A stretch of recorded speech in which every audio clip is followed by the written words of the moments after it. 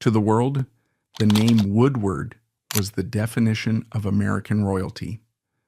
Forged in the granite vaults of the Hanover Bank and crowned at the legendary Bel Air Stud, the family rose from the dust of industry to the absolute peak of power. They were the untouchable symbols of old money, living in a fortress of gold where racehorses were treated better than humans. They believed they owned everything, including the law. But the empire didn't fall to a market crash. It was destroyed by a shotgun blast in a master bedroom. In 1955, the dynasty's prince, William Woodward Jr., was executed by his own wife, Anne Woodward, a former showgirl who clawed her way into their world. She blew his face off with a hunting shotgun and claimed she mistook him for a prowler. It was a lie that the matriarch, Elsie Woodward, coldly covered up to save the bank's reputation. But the truth found a different executioner, Truman Capote. When the famous writer exposed Anne as a cold-blooded killer in his scandalous book, the showgirl had only one exit left: a cyanide pill, swallowed moments before her secrets hit the shelves. The Woodward dynasty had spent a century building a legacy, only to see it end in a pool of blood and a vial of poison. The ruthless banker, William Woodward Saar, and the blood money. The Woodward fortune stands as a monolithic testament to the terrifying efficiency of American capitalism. Its foundation was laid within the granite vaults of the Hanover National Bank, an institution that operated less like a community lender and more like a financial guillotine. It was a banker's bank, a wholesale engine of capital that held the debt of nations and the fate of industries. William Woodward Sr. was often whispered about in trade exchanges as the Cotton Baron, a title stemming from the bank's stranglehold on the crop that clothed the world. He extracted profit at every stage, from the plantation to the textile mill, accruing wealth from the labor of millions who would never know his name. To William Sr., commodities, whether cotton or human lives, were merely abstract figures on a ledger, lines of ink that either balanced or did not. The Hanover National Bank wasn't just a place for deposits. It was a fortress where William Sr. played God with the American economy. He didn't just trade cotton, he owned the very air the workers breathed. From the sweat-soaked fields of the South to the soot-stained mills of the North, every cent of the Woodward fortune was rinsed in the labor of a nameless class. He was a man who could bankrupt a city over a morning cigar and feel nothing. This wasn't business. It was a financial colonization of the American dream. He built a world where the only language spoken was the cold click of a vault door, ensuring that by the time his son was born, the Woodwards didn't just have money. They had the power to determine who lived and who died among those beneath them. The peak of greed, where horses outranked men. This immense wealth, born from cold logic, generated a psychological distortion that found its most grotesque physical manifestation in the Bel Air Stud in Maryland. This estate was more than a farm. It was a kingdom where horses were citizens and humans were serfs. While America starved during the Great Depression, William Woodward Sr. poured millions into equine genetics, achieving a feat never matched in history, breeding the only father and son pair to both win the Triple Crown, Gallant Fox in 1930 and Omaha in 1935. The stables were cathedrals of mahogany and brass. The injustice was stark. In the Woodward universe, a horse with a cracked hoof received better medical care than a coal miner with a crushed lung. The atmosphere at Bel Air was defined by a chilling hypocrisy. The family projected an image of sterilized old money perfection, looking down on the moral looseness of the lower classes. Yet, behind the high hedges of their estate, William Sr. hid a complex web of social secrets, allegedly indulging in affairs with younger women that starkly contradicted the puritanical image he demanded from his family. They valued pedigree above character. They obsessed over good stock and bad blood, viewing the world through the lens of a breeder. To William Sr., his horses were investments that yielded glory. His son Billy was merely a liability that required management. This obsession with the sport of kings was not a hobby. It was a deliberate performance of aristocracy. By mimicking the landed gentry of England, the Woodwards attempted to wash the smell of commerce off their hands. They wanted to be seen as lords of the manor, not mere bankers. Yet, the obsession with pure blood created a closed, toxic loop. The Bel Air stud became a gilded cage where the air was stagnant. By isolating themselves with their animals and their servants, they lost touch with the raw, dangerous reality of the human world. They believed their wealth formed an impenetrable force field against tragedy. Dark speculation has long surrounded the emotional climate of the estate. Visitors frequently reported a silence that hung over the dinner table, a tension that was only broken by discussions about stud fees and race results. The family lived in a bubble of supreme entitlement, unaware that by treating the world with such disdain, they were inviting a reckoning. They were breeding horses for speed, but they were breeding their own family for disaster. The Bel Air stud was a symbol of their triumph, but it was also the incubator of their doom. A place where the value of a life was determined solely by its ability to win a race, and where those who failed to perform were quietly, ruthlessly discarded. This absolute financial power granted William Sr. a social status in New York that bordered on the divine. He was the ultimate gatekeeper. As the driving force behind the Jockey Club, the governing body of American horse racing, he wielded the power to determine who was socially acceptable and who was trash. The Jockey Club was not merely a sporting organization.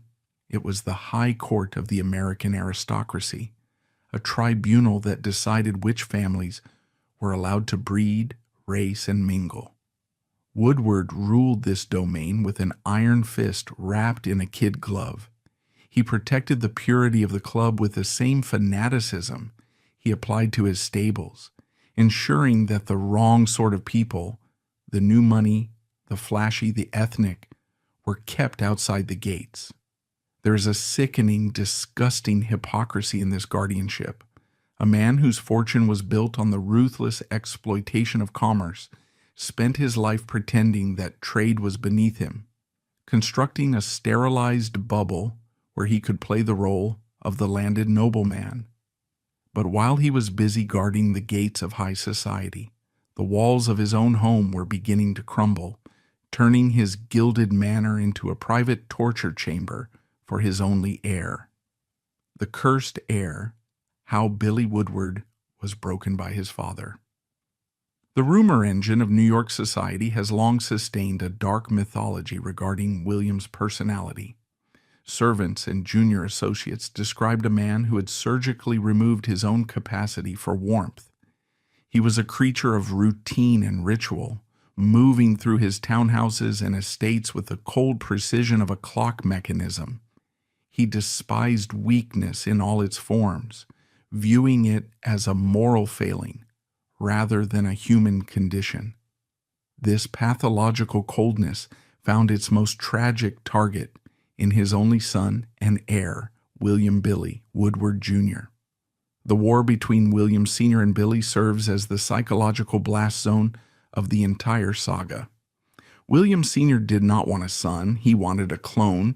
He desired a successor who possessed his steel spine, his financial acumen, and his ruthless judgment. Instead, biology gave him Billy, a tall, handsome, but fundamentally soft young man who preferred the company of women and the ease of a trust fund to the brutal warfare of the bank. The father looked at the son and saw a bad investment. He saw a liability. Witnesses from the era recount scenes of excruciating psychological violence, masked as polite dinner conversation. William Sr. would purportedly interrogate Billy about financial markets or horse breeding statistics, waiting for the boy to stumble, and then dismantle him with a withering, sarcastic remark that cut deeper than a whip.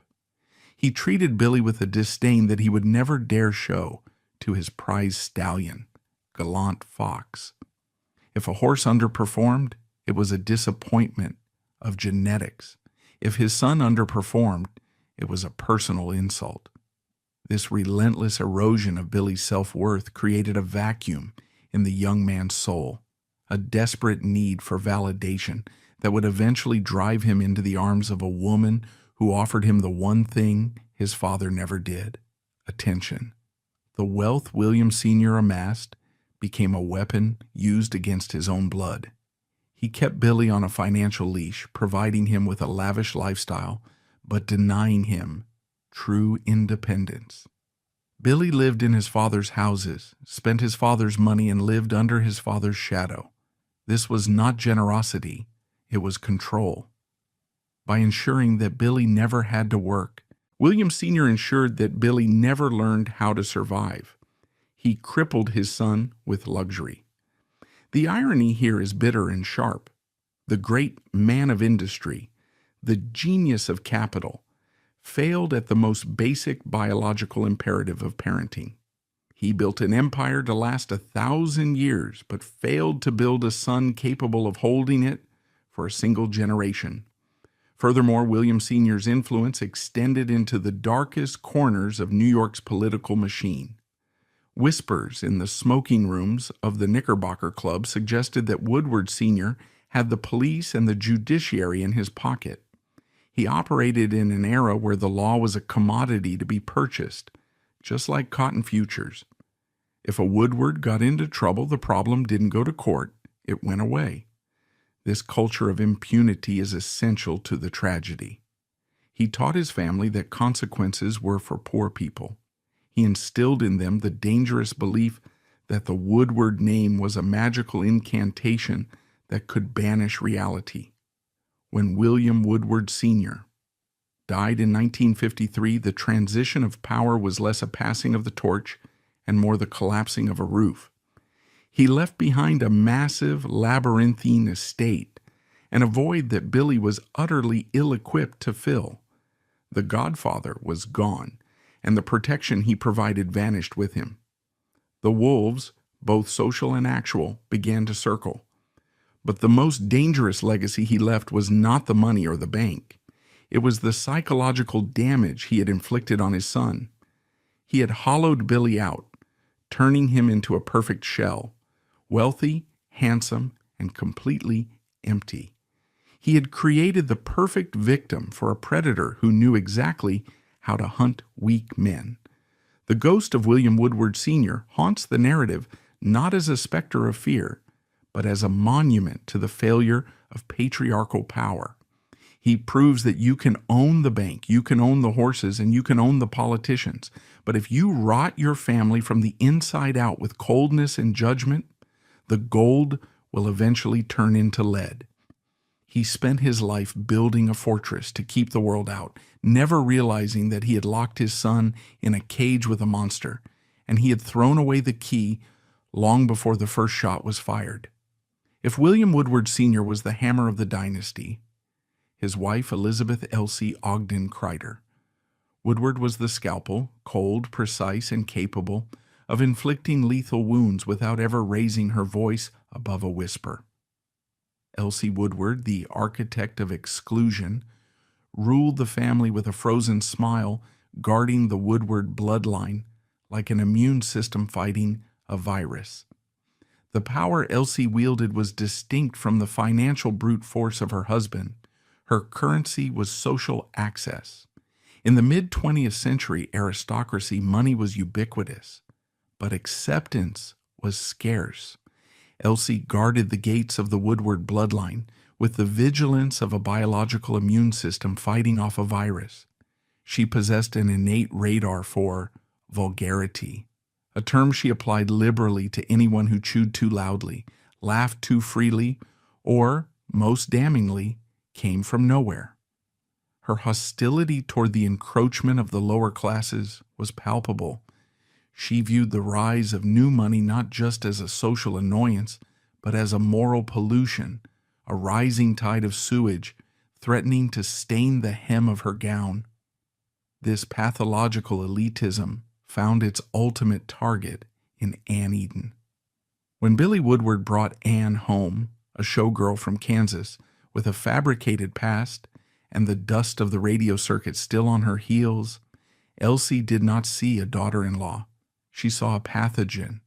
The conflict between these two women was not a simple domestic squabble, it was a collision of galaxies. Elsie represented the frozen, preserved air of the Gilded Age. Anne represented the chaotic, hungry heat of the post-war meritocracy. Whispers from the servants' quarters revealed the specific mechanics of Elsie's cruelty. Servants whispered that Elsie never actually spoke to Anne during the first year of the marriage. She spoke near her, or through her, addressing Billy as if the woman standing next to him were a piece of rented furniture.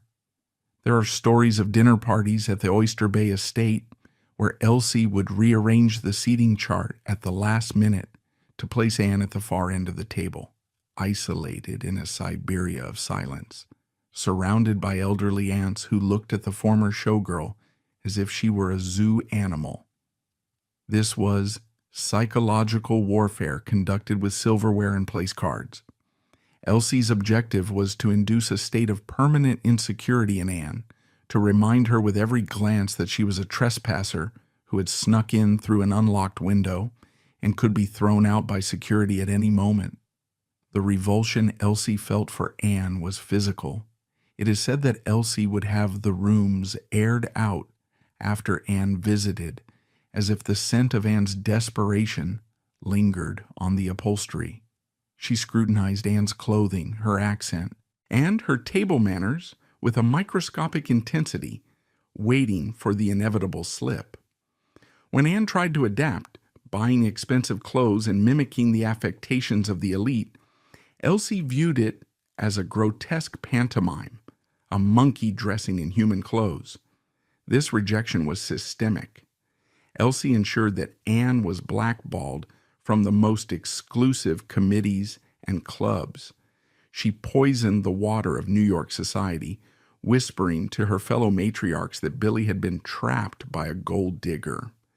By closing these doors, Elsie forced Anne to cling even tighter to Billy, intensifying the suffocating pressure within the marriage. However, Elsie's role in the tragedy extends beyond mere snobbery. She was the financial enforcer.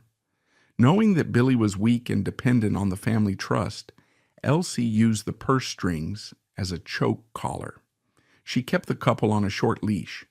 The rumors suggest that Elsie constantly threatened to cut Billy off if he didn't bring his wife to heel. This created a toxic triangle. Billy was terrified of his mother, Anne was terrified of losing the money, and Elsie sat at the apex, manipulating their fears. She infantilized her son well into his 30s, undermining his authority as a husband and a man. She wanted to prove that Anne loved the money, not the man, but in doing so, she ensured that the money became the only thing holding the marriage together. There is a dark, tragic irony in Elsie's machinations. She believed she was protecting the family legacy from a trashy invader. In reality, she was constructing the pressure cooker that would blow the family apart. Her relentless hostility fed Anne's paranoia. Anne's greatest fear was that Elsie would finally convince Billy to divorce her. Anne knew that in a divorce court presided over by Woodward lawyers and Woodward judges, she would be crushed. She would be sent back to Kansas with nothing. Every raised eyebrow from Elsie, every whispered critique sounded to Anne like a countdown clock. The queen was pushing the rat into a corner, unaware that a cornered rat eventually bites. Furthermore, Elsie's behavior reveals the moral rot at the core of the old money ethos. She cared more about the appearance of order than the reality of human suffering. She knew the marriage was a disaster. She knew Billy was miserable and drinking heavily. She knew Anne was unstable. Yet she refused to allow a divorce because Woodwards do not divorce. Scandal was the enemy. She preferred a miserable, hate-filled marriage behind closed doors to a messy public separation. She prioritized the sanctity of the family name over the safety of her own son. She locked them in the cage together, the predator and the prey, and stood guard outside to ensure the neighbors didn't hear the screaming. The relationship reached the breaking point in the months leading up to the shooting. Whispers suggest that Elsie had finally begun to sanction the idea of divorce, recognizing that Anne had become too volatile. She may have even begun moving assets to shield them from a potential settlement. This shift was the signal Anne had been dreading. The Queen was preparing the execution order. Elsie Woodward stands as a monument to the failure of aristocratic control. She spent a lifetime curating a world of perfect surfaces, believing that if she exerted enough pressure, she could force reality to bend to her will. She treated people like thoroughbreds, culling the weak and shunning the impure, but she failed to calculate the volatility of human desperation. She looked at Anne Woodward and saw a bug to be squashed. She didn't realize she was looking at a loaded gun.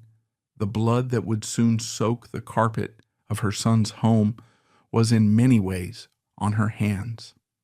She had set the stage, directed the actors, and written the script of rejection that ended with a shotgun blast. The Queen sat on her throne, untouchable and cold, watching her empire burn, ignited by the very fire she had tried to stomp out. The union of William Billy Woodward Jr. and Anne Eden stands as one of the most chemically unstable experiments in the history of New York society, a collision between a man hollowed out by privilege and a woman sharpened by poverty. In the sterile, curated world of the social register, marriages were typically mergers, alliances of bloodlines designed to consolidate capital and secure territory.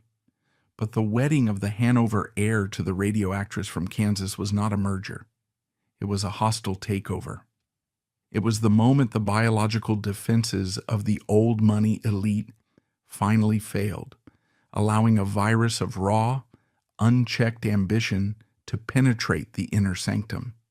To the casual observer, they were the golden couple of the Eisenhower era, tall, beautiful, and obscenely wealthy. But behind the closed doors of their Oyster Bay estate, the dynamic was far more primal. It was the relationship between a wounded gazelle and a starving leopard, locked together in a cage of gold.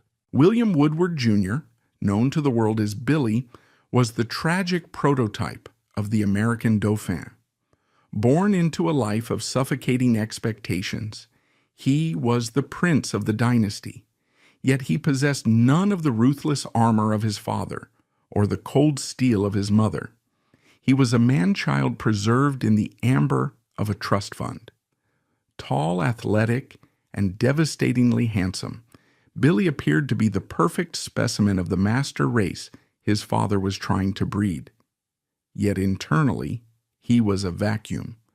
Years of psychological flaying by William Sr. and emotional strangulation by Elsie had left him without a spine. He drifted through life, a handsome ghost haunting the clubs of Manhattan, terrified of responsibility and desperate for a savior. He did not want a wife. He wanted a shield. He needed a woman who possessed the ferocity he lacked, someone who could stand between him and the terrifying judgment of his parents. Enter Angeline Lucille Crowell, the woman who would reinvent herself as Anne Eden. The trajectory of Anne Eden is a masterclass in the American art of self-fabrication. Born in Pittsburgh, Kansas, to a broken home and a life of dusty obscurity, Angeline was fueled by a radioactive isotope of shame. She looked at her surroundings, the divorce of her parents, the mediocrity of the Midwest, and felt a violent indignation. She believed she had been born into the wrong life by a clerical error of the universe. She fled to New York City not just to work, but to hunt. She scrubbed the Kansas accent from her voice, replaced her name with the elegant Anne Eden, and began her ascent through the tiers of Manhattan nightlife. She worked as a model, a radio actress, and a showgirl at the Fiafis Monte Carlo Club. She was not the most beautiful woman in New York, but she was the most dangerous. She possessed a radar for weakness, a predator's instinct that allowed her to spot a rich man with low self-esteem from across a crowded room. When Anne met Billy in 1943, she did not see a soulmate. She saw a target. She saw the Woodward name, the Bel Air stud, and the Hanover Bank. She saw the exit door from the life of a working girl. The rumor engine of the era has long speculated on the precise mechanics of the courtship. It was not a romance, it was a siege. Whispers in the cloakrooms of the Stork Club suggested that Anne studied Billy like a final exam. She learned his insecurities, his fear of his father, and his resentment of his mother. She positioned herself as the anti-Elsie. Where Elsie was cold and critical, Anne was warm and validating. Where his father was dismissive, Anne was attentive. She played the role of the adoring acolyte, feeding the starving ego of the prince until he was addicted to her praise. But there is a darker theory regarding why Billy, the most eligible bachelor in America, married a woman his mother considered trash. It suggests that Billy was engaged in a passive-aggressive rebellion. He knew that marrying a showgirl would horrify Elsie. He knew it would be a slap in the face to the old money code of purity. By bringing Anne into the family, he was planting a bomb in the living room of the parents who had tormented him. It was an act of self-destruction masked as love. He was using Anne as a weapon against his own bloodline, unaware that the weapon would eventually turn on him. The marriage, formalized in 1943, immediately began to rot.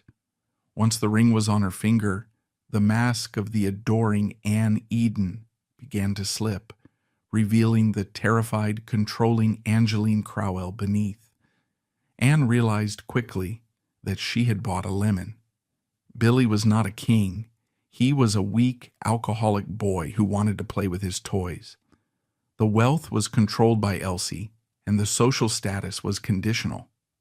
Anne found herself trapped in a hostile environment where every servant, every neighbor, and every relative viewed her as a usurper. This social rejection triggered a transformation in Anne. She became the social climber from hell. The disgust generated by her behavior stems from her desperate, clawing need for validation. She became more royalist than the king. She obsessed over the minutiae of etiquette, terrified of using the wrong fork or wearing the wrong shade of lipstick. She spent fortunes on clothes, trying to armor herself in Chanel and Dior, but the harder she tried, the more she smelled of effort. The aristocracy can forgive murder, but they cannot forgive effort. Sweat is the scent of the lower classes. The war between Billy and Anne devolved into a cycle of mutual abuse. Anne, realizing that Billy could not protect her from Elsie's scorn, turned her rage on him. She began to berate him in public, mocking his weakness, his lack of ambition, and his fear of his mother. Witnesses at dinner parties recounted scenes of excruciating humiliation, where Anne would snap at Billy like a dog trainer, correcting his stories or silencing him with a glare. She was trying to mold him into the powerful husband she needed him to be, but she only succeeded in breaking him further. Billy, in turn, retreated into the bottle. He began to have affairs, clumsy, obvious dalliances that were less about passion and more about escaping the suffocating intensity of his wife. He looked at Anne and saw the mistake he had made. He saw a woman who loved his bank account more than his soul. The schadenfreude of their misery is palpable. Two people who married for the wrong reasons, trapping each other in a golden cage. Anne had the money she wanted but was miserable. Billy had the rebellion he wanted but was enslaved. The rumor engine churned with stories of the violence behind the closed doors of the Oyster Bay mansion. Maids whispered of screaming matches that lasted until dawn, of flying crystal ashtrays, and of Anne pacing the hallways like a caged tiger. There were rumors that Anne had begun to suffer from a profound paranoia, convinced that Billy was conspiring with Elsie to divorce her and throw her back into the gutter. This fear was the engine of her madness. To Anne, divorce was not just a breakup, it was a death sentence. It meant returning to Kansas. It meant admitting that Angeline Crowell had failed. By 1955, the marriage was a corpse walking. Billy was reportedly making moves to legally separate, emboldened by Elsie's support. He had finally decided to cut the cancer out, but he underestimated the survival instinct of the organism he was trying to kill. Anne Woodward was not a woman who would go quietly into the night. She was a fighter who had clawed her way up from nothing, and she would burn the house down before she let them take the keys away. The prince had invited a predator into his bed, thinking he could tame her with diamonds. He failed to realize that a predator is never truly tamed. It simply waits for the moment when the keeper forgets to lock the cage. The toxic chemistry of their union had reached its boiling point, and the explosion was no longer a possibility. It was an inevitability waiting for a spark. If Elsie was the judge, then the jury was the Swans, that legendary circle of high society matriarchs led by Babe Paley, Slim Keith, and CZ Guest. Anne Woodward didn't just want their money, she wanted their validation. She desperately tried to mimic their glacial perfection, copying their hairstyles, their mannerisms, and their parties. But to the Swans, Anne was nothing more than a cheap imitation in expensive clothes. They viewed her with the detached amusement of scientists watching a lab rat trying to escape a maze. The rejection was systematic and brutal. When Anne entered a room, conversations would stop, replaced by a silence sharper than a knife. They mocked her radio actress past, whispering that she still smelled of cheap makeup and desperation. Slim Keith, known for her razor-sharp wit, reportedly dismissed Anne as a creature of effort in a world where effort was the ultimate sin. This exclusion was not just social, it was psychological warfare. By refusing to let her into the inner circle, the Swans confirmed Anne's deepest insecurity, that no matter how many diamonds Billy bought her, she would always be the girl from Kansas. This isolation fueled her paranoia, convincing her that the entire world, led by these women, was conspiring to destroy her, pushing her closer to the edge of violence. Teetering on that edge, the timeline tightened rapidly. The sprawling estate at Oyster Bay, usually a sanctuary of manicured silence and equestrian glory, had transformed into a psychological pressure cooker. The air inside the mansion was heavy with the static electricity of a coming storm. To the outside world, Anne Woodward was still the glamorous, if slightly frantic, society hostess. But inside the walls of the master suite, she was a woman standing on the edge of a cliff, looking down into the abyss of total social annihilation. The true motive was likely far more calculated. Anne was not losing her mind. She was losing her grip on the assets. Her madness was not biological. It was situational. It was the specific, terrifying clarity of a parasite realizing the host is about to die. The catalyst for this descent was the terrifying, concrete reality of divorce. The rumor engine of the North Shore had shifted from idle gossip to near certainty. Billy Woodward was finally ready to pull the trigger on the marriage. Emboldened by his mother Elsie and exhausted by a decade of screaming matches, Billy had reportedly consulted lawyers. He was looking for an exit strategy. For Anne, this was not heartbreak. It was an existential threat. Divorce meant the stripping of her title, the loss of the Bel Air stud, and a one-way ticket back to the dusty anonymity of Pittsburgh, Kansas. It meant that Angeline Crowell had failed. The fear of this social death was far more potent than the fear of physical violence. She looked at her husband and saw a man who was about to steal her life. In this climate of paranoia, a convenient narrative began to take shape, a narrative that would provide the perfect cover for a lethal solution. The neighborhood of Oyster Bay was allegedly gripped by a prowler scare. There were reports of a burglar roaming the wealthy estates of the Gold Coast. Whether this threat was genuine or exaggerated is irrelevant. What matters is how Anne Woodward weaponized it. She latched onto the idea of the prowler with a fanatical intensity. It became her obsession, her script, and ultimately, her alibi. Witnesses and servants later described a woman who was performing the role of the terrified wife with a little too much enthusiasm. She began to speak incessantly about the danger. She demanded that the house be secured like a fortress. But there is a disgusting contradiction in her behavior. A genuinely terrified woman might hire extra security guards or install better locks. Anne did not do that. Instead, she armed herself. She insisted on keeping weapons in the bedroom. She turned the domestic space into a kill zone. The logic is chilling. If you are afraid of a burglar, you call the police. If you are planning to shoot your husband and blame it on a burglar, you buy a shotgun. The weapon in question was not a delicate pearl-handled pistol suitable for a lady's nightstand. It was a custom-made double-barreled shotgun, a weapon designed to stop a charging boar or blast a pheasant out of the sky. The sheer brutality of bringing such a weapon into a domestic setting speaks to the violence simmering beneath Anne's surface. She was not preparing for defense. She was preparing for annihilation.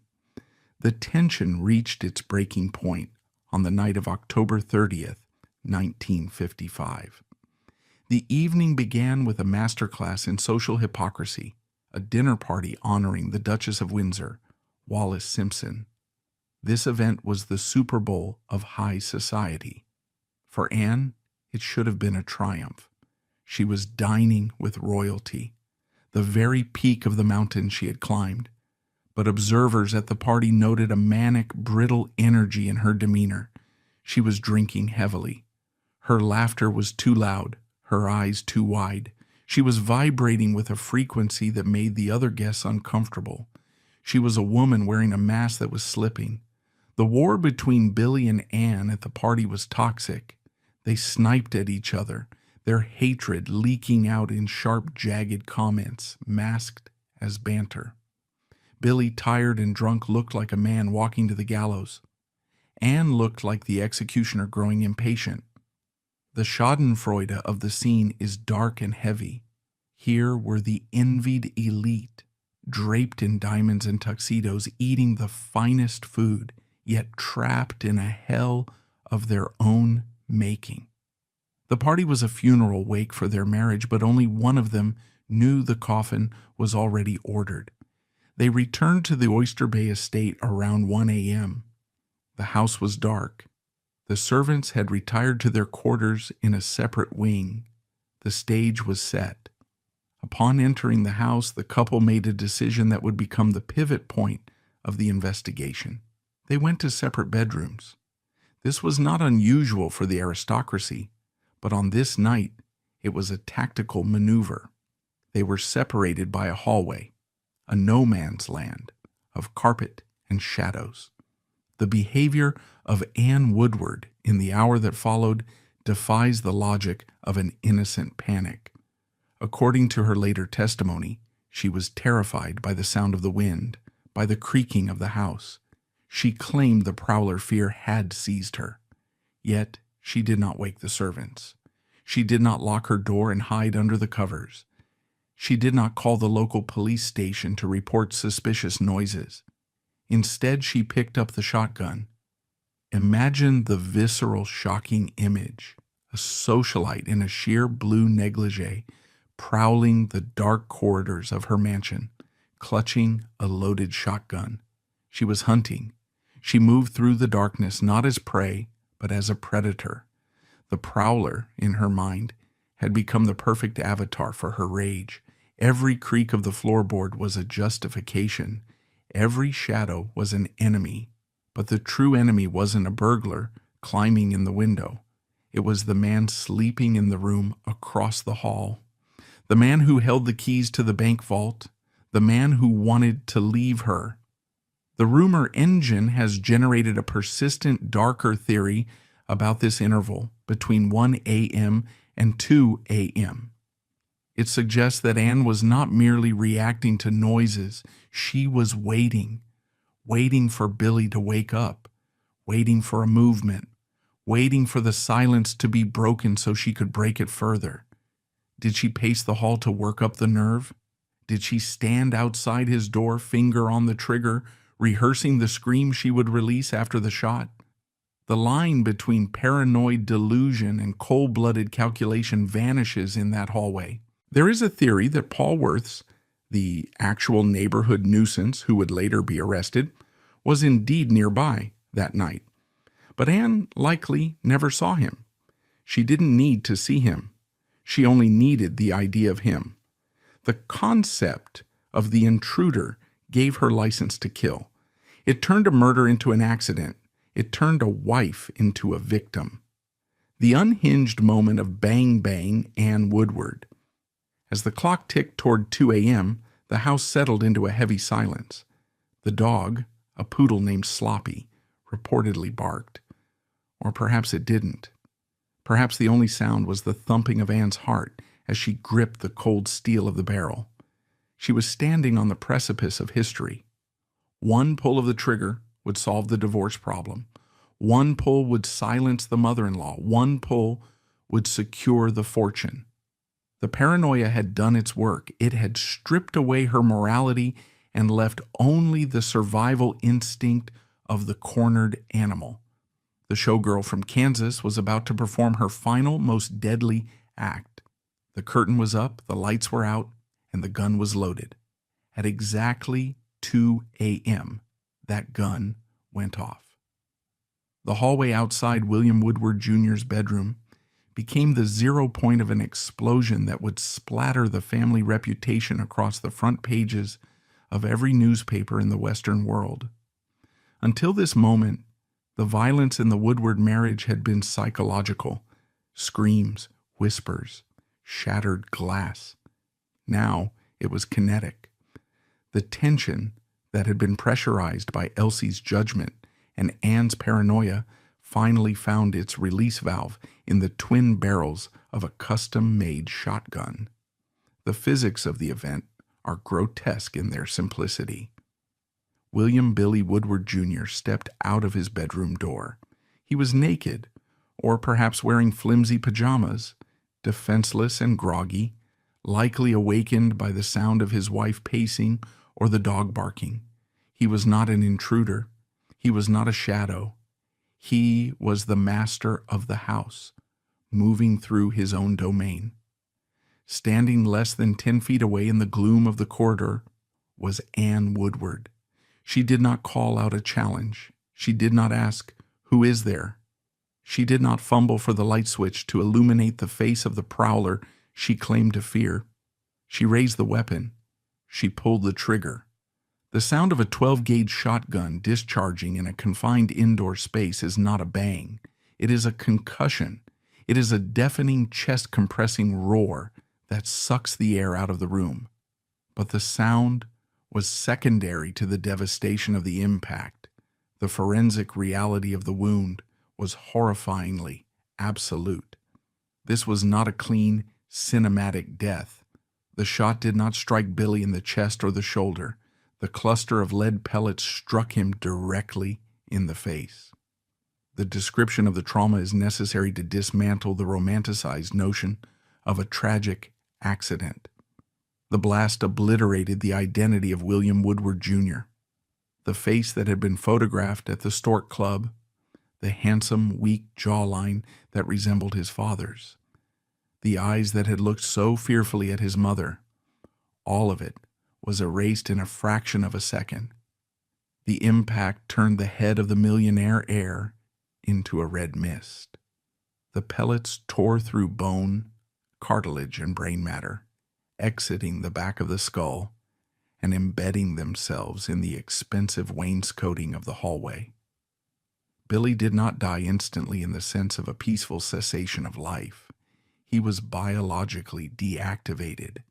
His body, propelled backward by the kinetic energy of the blast, crumpled onto the thick, imported carpet. The silence that followed the roar was heavy, broken only by the settling of dust and the dripping of blood. The scene that awaited the first responders was a tableau of disgust that defied the opulent setting. The Oyster Bay Mansion was a temple of old money aesthetics. Silk wallpapers, antique furniture, the smell of beeswax and potpourri. Now it was an abattoir. The blood of the Hanover banking fortune soaked into the fibers of the rug, expanding in a dark, sticky pool that crept toward the baseboards. Brain matter and bone fragments were scattered across the walls like grotesque confetti. The contrast was nauseating. The sheer brutality of a battlefield execution taking place in a hallway designed for polite society. Anne Woodward stood amidst this carnage. Her behavior in the immediate aftermath serves as the primary fuel for the rumor engine. According to the official police reports, she was hysterical, screaming, "I shot him. I thought he was a prowler." She threw herself over the body, staining her blue negligee with her husband's blood. But whispers from the first officers on the scene paint a different, more chilling picture. Some accounts suggest that in the seconds before the screaming started, there was a cold, calculating silence. A delay. A pause just long enough to verify the kill. Did she stand over the ruined body of the prince, looking down at her handiwork with a sense of grim satisfaction? The schadenfreude here is dark and complex. The showgirl had finally won. She had eliminated the threat of divorce. She had stopped the prince from leaving her. In that hallway, covered in blood, she was the most powerful person in the Woodward dynasty. She held the smoking gun, and the man who wanted to cast her aside was reduced to a heap of meat on the floor.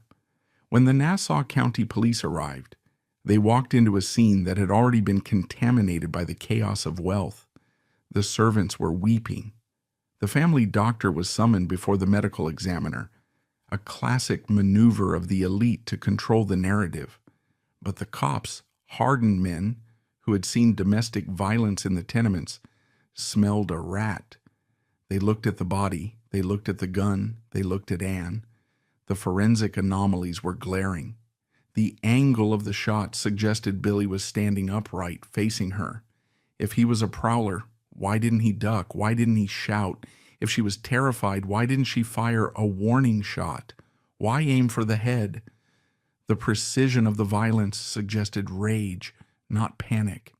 You shoot a prowler to stop him. You shoot a husband in the face to erase him. Furthermore, the condition of the room sparked intense indignation among the investigators. The police were treated not as authority figures, but as intruders. The Woodward family lawyers arrived with terrifying speed, erecting a wall of silence around Anne. She was sedated, shielded, and moved to a hospital before she could be properly interrogated.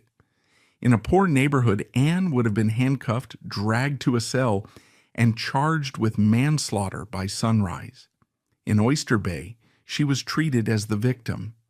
The blue wall of silence protected her.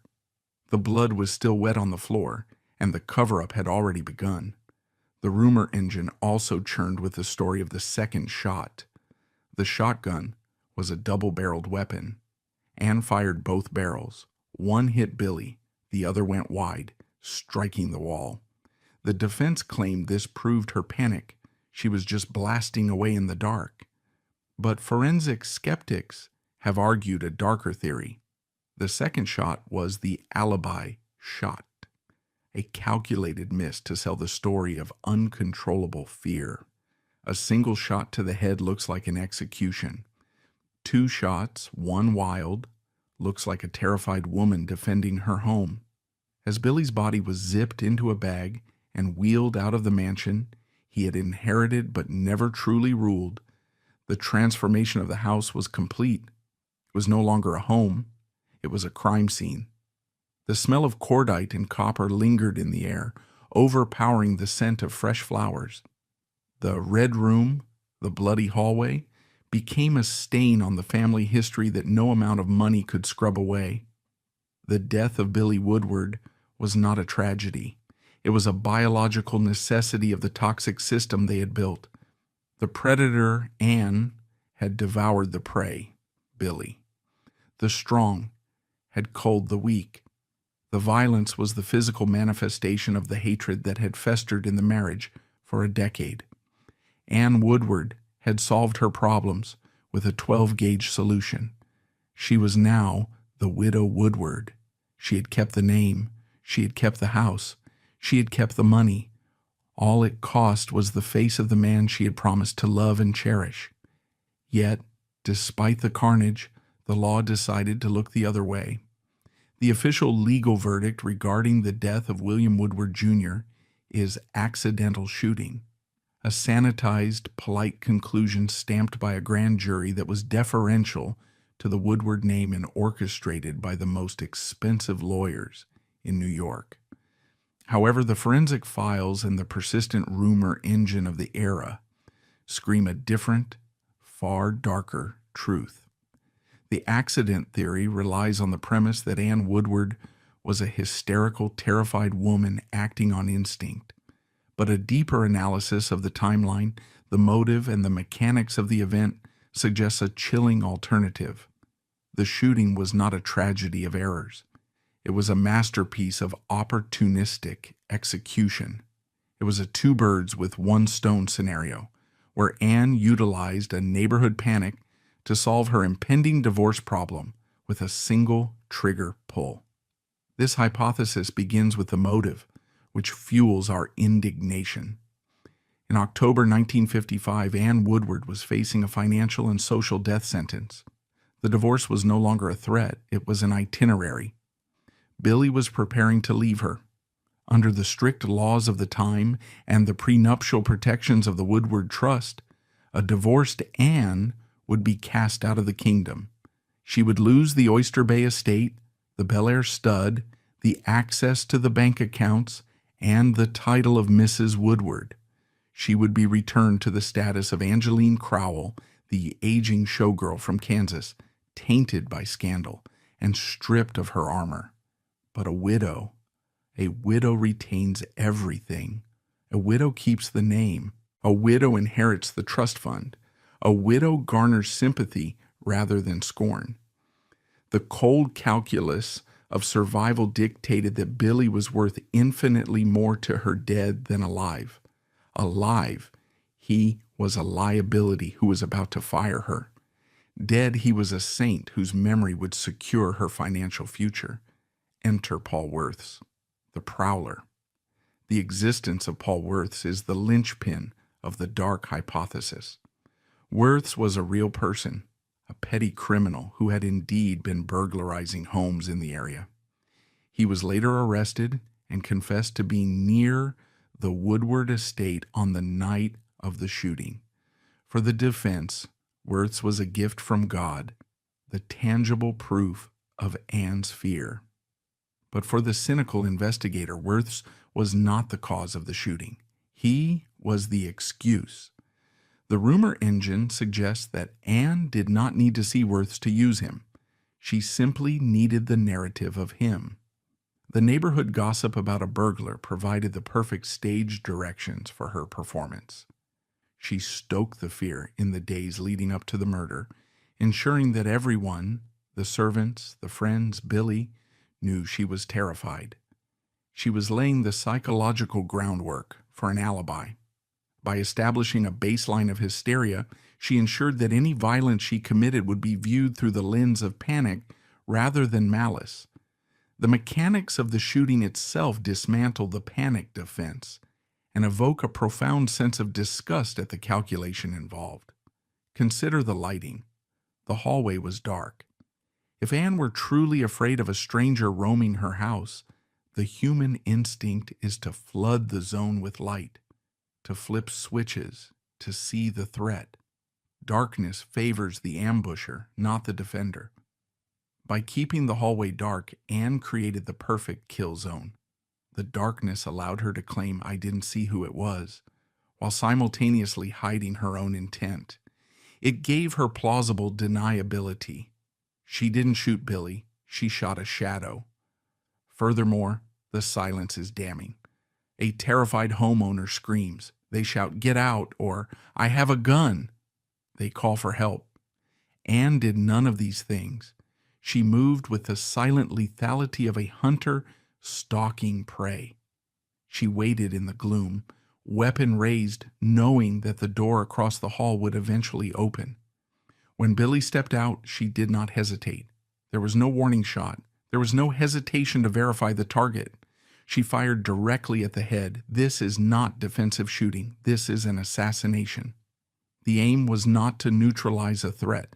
The aim was to ensure that the target could never speak again. The cynicism of the two birds theory lies in its exploitation of class dynamics. Anne Woodward used the specter of a poor criminal, Worth's, to cover up a rich murder.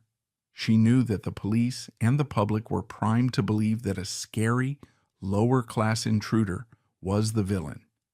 She weaponized the class prejudices of her neighbors against them. She banked on the fact that the authorities would rather believe in a tragic mistake caused by a burglar than accept that a wealthy socialite had executed her husband in cold blood. The schadenfreude of this hypothesis is bitter. Anne thought she'd committed the perfect crime. She had saved her fortune. She had eliminated the husband who wanted to discard her. She had the perfect alibi in the form of the prowler. Technically, she won. The grand jury refused to indict her. She walked free, but the victory was a poisoned chalice. While she escaped the electric chair, she stepped into a different kind of prison. The dark hypothesis was not just a theory held by the police. It was the silent verdict of all New York society. Everyone knew. The servants knew she didn't call out. The neighbors knew she was losing her marriage. Elsie Woodward knew her son was trying to escape. By using the prowler story, Anne insulted the intelligence of the very people she was trying to impress. She saved her bank account, but she destroyed her life. She became a pariah, a woman who walked into a room and caused the temperature to drop 20 degrees. The most chilling aspect of this scenario is the silence of Billy Woodward. In this version of events, he is the ultimate victim of betrayal. He walked out of his room, perhaps to comfort his wife, perhaps to check on the dog, only to find that the woman he had lifted out of poverty was waiting for him with a 12-gauge negation of their vows. He died because he was inconvenient. He was liquidated like a bad asset. The most terrifying aspect of the aftermath was not the police investigation, but the silent transaction between the two Mrs. Woodwards. Elsie Woodward, the matriarch, was not a fool. She likely knew with the instinct of a mother that her daughter-in-law had executed her son. But Elsie was a Woodward first and a mother second. She understood that a murder trial would drag the family name through the gutter, exposing the bank and their private lives to the vulgar public. The Hanover Bank could not afford a murderess. So Elsie made the coldest calculation of her life. She paid for the best defense lawyers money could buy to protect the woman who killed her son. She used her immense influence to ensure the accident verdict was sealed. But this was not mercy. It was a life sentence. In exchange for her freedom, Anne was effectively banished. Elsie ensured that Anne kept the money in the name, but she stripped her of her soul. Anne was forced to live as a pariah, shunned by the very society Elsie ruled. It was a devil's bargain. Elsie bought the silence to save the dynasty, and in return, she watched from her throne as Anne Woodward slowly rotted away in a prison of isolation, knowing that the check for her freedom had been signed by the mother of her victim. The legal system of the United States, blinded by the glare of the Hanover fortune and the influence of Elsie Woodward, failed to convict Anne Woodward of murder, but justice, twisted and delayed, eventually found a different delivery mechanism. It did not arrive in the form of a judge in a black robe, but in the form of a diminutive, high-pitched writer holding a martini glass. Truman Capote was the executioner Anne Woodward never saw coming. The relationship between the widow of Oyster Bay and the genius of American letters stands as one of the most grotesque examples of parasitic friendship in the 20th century. Anne believed she had found a confidant, a man who understood the cruelty of high society, because he, too, was an outsider looking in. She did not realize she was sitting down for tea with a viper who was measuring her neck for a noose made of typewriter ribbon. The war between Capote and Anne was fueled by a mutual desperate narcissism. In the years following the shooting, Anne lived in a state of social quarantine. She was wealthy, she was free, but she was radioactive. The polite society of New York tolerated her presence only because they feared her mother-in-law Elsie. But Truman Capote had no such inhibitions. He was drawn to the scent of rot. He cultivated a friendship with Anne, listening to her endless defenses, her paranoid justifications, and her drunken ramblings about the accident. To Anne, Truman was a sympathetic ear. To Truman, Anne was simply raw material. He was harvesting her. He looked at her tragic life and saw the centerpiece for his magnum opus, Answered Prayers, a novel intended to be the American equivalent of Proust, dissecting the corruption of the very rich. The rumor engine of the literary world buzzed with anticipation as Capote bragged about his upcoming work. He referred to Anne privately, and then increasingly publicly, as Mrs. Bang Bang. The nickname was a masterstroke of cruelty, stripping Anne of her dignity and reducing her entire existence to a punchline. It revealed the sheer disgust Capote felt for her. He did not view her as a grieving widow. He viewed her as a cold-blooded killer who had gotten away with it. And he decided that if the courts wouldn't punish her, he would. The weapon of choice was a chapter titled La Côte Basque, 1965, scheduled for publication in Esquire magazine in November 1975. The text of La Côte Basque was a thinly veiled roman à clef that functioned as a literary assassination. In the story, a character clearly modeled on Anne Woodward is depicted not as a victim of circumstance, but as a sociopathic opportunist. Capote rewrote the events of 1955 with a terrifying forensic clarity. He dismantled the prowler defense piece by piece. In his version, the wife waits for the husband to come home, knowing he is planning to leave her. She stages the scene. She waits in the dark. And then, in a phrase that became legendary for its malice, Capote wrote that she shot him affectionately through the head. The phrase, shot him affectionately, drips with malice and cruel irony. It implies that the murder was the ultimate act of possession. She killed him because she loved the status he provided more than the man himself. She loved him to death. When the advance copies of Esquire began to circulate in New York in October 1975, The reaction was nuclear.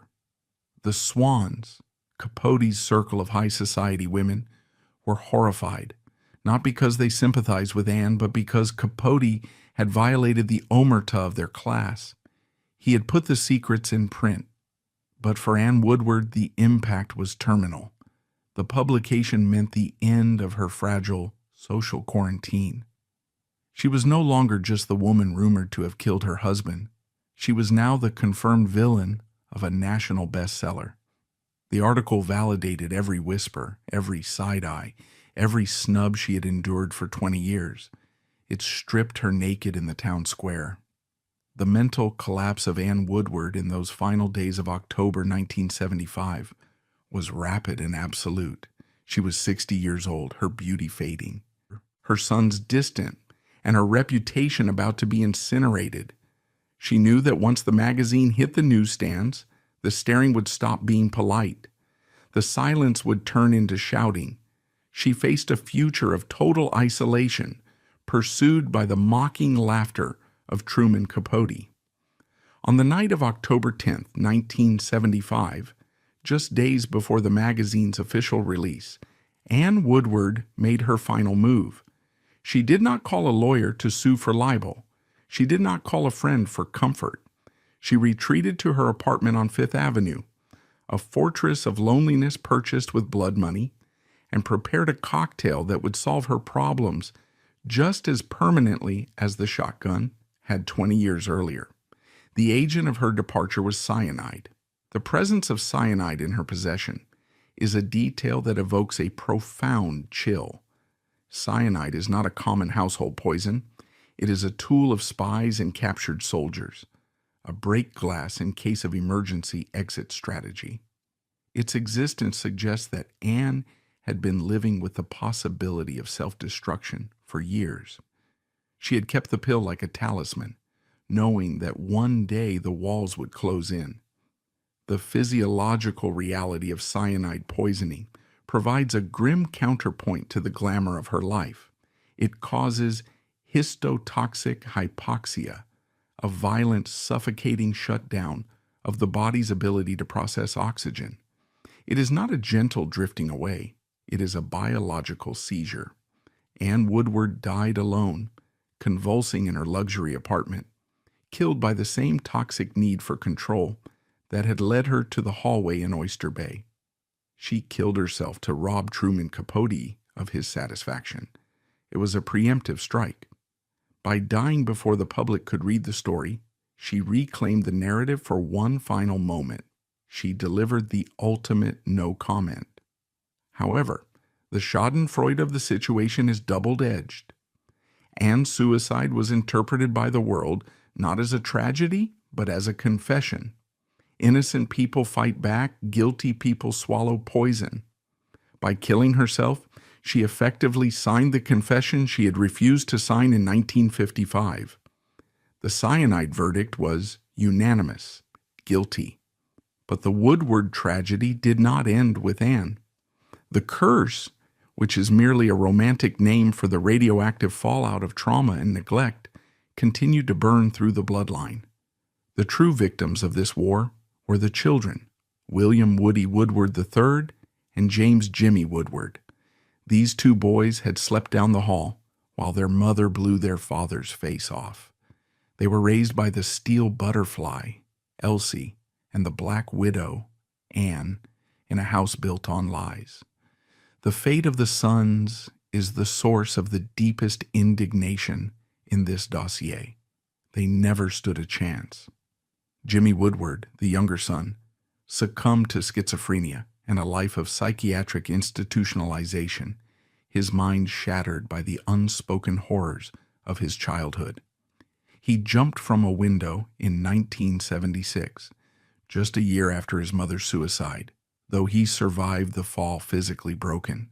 The elder son, Woody, seemed to have escaped. He was handsome, wealthy, and seemingly well-adjusted. He tried to live the life his father failed to live, but the poison was in the DNA. In 1999, 44 years after the shotgun blast, Woody Woodward checked into the Essex House Hotel in Manhattan and threw himself out of the window. His suicide was the final punctuation mark on the family sentence. The Woodward Dynasty, which had once controlled the Hanover Bank and the Bel Air Stud, effectively ceased to exist. The money remained, but the life was gone.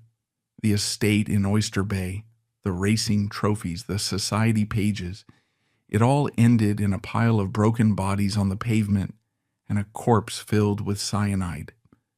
The final verdict on the Woodward family is a damning indictment of the American dream in its most corrupted form.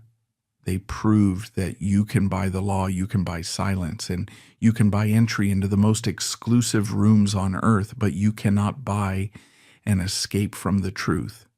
William Woodward Sr. built a bank to hoard gold, but he bankrupted his family's soul. Ann Woodward shot her way to security, but found only a prison. And Truman Capote, the jester who told the truth, watched it all burn with a martini in his hand, until the flames eventually consumed him too. The house is empty now, the horses are gone, and all that remains is the echo of a shotgun blast in a dark hallway, a sound that has taken 70 years to finally fade away.